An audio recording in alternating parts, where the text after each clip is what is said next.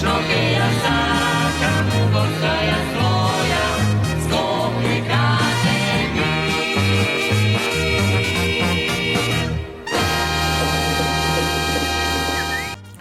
На локалитетот Видране во Бразда свечено беа осветени темелите на возобновениот храм Свети Спас, настан што собра голем број верници, жители и представници на институциите. Со овој чин официјално започнува обновата на светилиштето, кое има значајно духовно и културно значење за локалното население и поширокиот регион.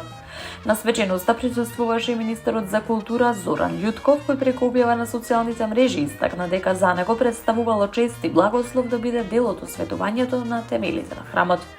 Според него, чинот на осветување не представува само почеток на изградба на верски објект, туку и возобнување на духовното наследство, верата и вековната традиција на македонскиот народ. Овој свет чин не е само почеток на една градба, туку возобновување на духовното наследство, верата и вековната традиција. Бев дел од ова молитвено и духовно обединување, напиша министерот Љутков. Тој додаде дека храмот Свети Спас треба да остане траен символ на мирот, надежта, благословот и духовната светлина. Обновата на храмот е поздравена од верниците и жителите на Бразда, кои сметаат дека возобновувањето на светилиштето ќе придонесе за зачувување на културното и духовното наследство во овој дел од земјата. Председателката на државата Гордана Силјановска-Давкова присуствуваше на свеченото отворање на Центарот за дневен престој за лица со попреченост и индивидуален третман во Мојот свет, кој се наоѓа во општина Ѓорче Петров. Станува збор за прв лиценциран дневен центар од ваков тип во државата, наменет за подршка, социјализација и развој на животни вештини кај млади лица со попреченост, со особен акцент на децата и младите со аутистичен спектар и атипичен развој. Во рамки на посетата, директорката на Центрите за индивидуален третман Ангела Чингоска ја представи мисијата и долгогодишната работа на Сдруженијето за подршка и третман на лица со аутистичен спектар и атипичен развој. Председателката ги разгледа просториите на центарот кои се опремени со современа и специјализирана опрема за унапредување на психомоторниот, сензорниот и социјалниот развој на децата и младите. Да се влезе во мојот свет значи да се признае дека тоа е и наш заеднички свет, истакна Силјановска-Давкова, изразувајќи очекување дека во иднина ќе се прошири мрежата на вакви дневни центри низ државата. Таа упати благодарност до Сдруженијето, вработените и сите институции и компании кои помогнале во реализацијата на проектот, меѓу кои Амбасадата на Република Бугарија, Фондацијата Механџиски, компанијата Зегин која донирала средства.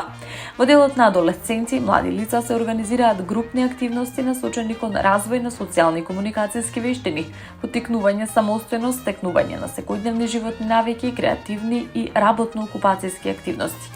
Во Центарот за индивидуален третман на деца од 1 до 14 години, стручните лица работат на рана интервенција, моторен и сензорен развој.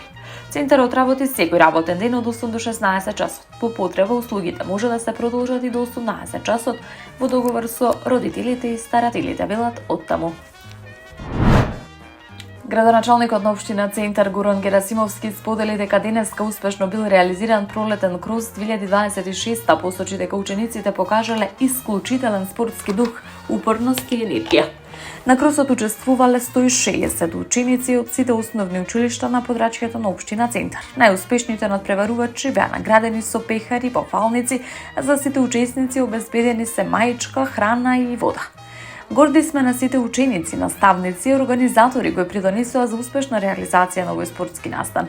Продолжуваме посветено да вложуваме во младите и во развојот на спортот, порача Герасимовски. Во општина Киселавода се одржа првата конститутивна седница на новиот состав на Општинскиот совет за превенција од детско престапништво. Тело чија главна цел е унапредување на безбедноста на младите и спречување на насилството и детското престапништво.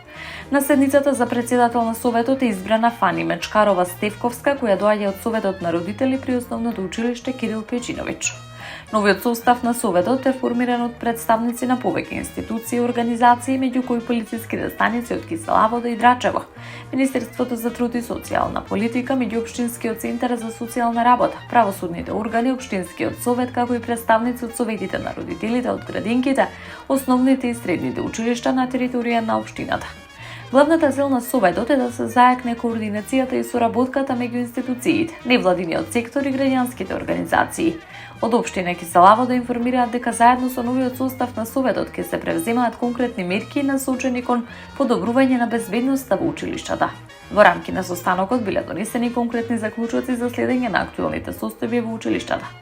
Со формирањето на новиот совет, локалната самоуправа очекува поефикасна превенција, навремено препознавање на ризиците кај младите и поголема институционална координација во заштита на децата и учениците. Спортскиот центар Борис Трајковски денеска одбележува 18 години од своето постоење. Место каде што се создаваа спортски успеси, се славеа победи, се градеа спомени што остануваат за секогаш.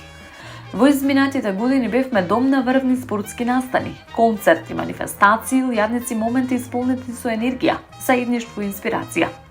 Благодариме на сите посетители, спортисти и пријатели што се дел од нашата приказна, велат од спортскиот центар Борис Трајковски. Од таму нагласуваат дека продолжуваат заедно со посетителите да создаваат нови спомени и уште поголеми успеси.